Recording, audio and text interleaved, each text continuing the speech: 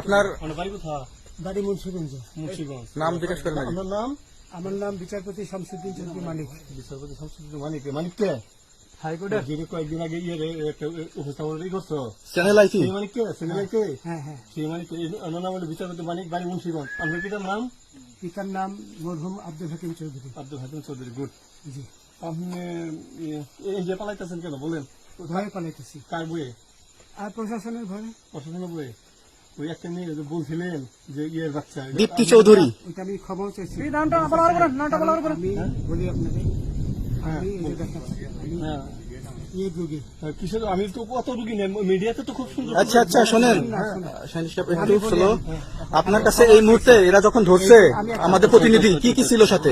আমার সাথে কি কি ছিল এটা বলেন। আমার সাথে ছিল British passport, Bangla passport, Bangla passport, টাকা টাকা আর কটা ই কার্ড, ডেবিট কার্ড আর ই কার্ড, কি বলে আমার ভিডিও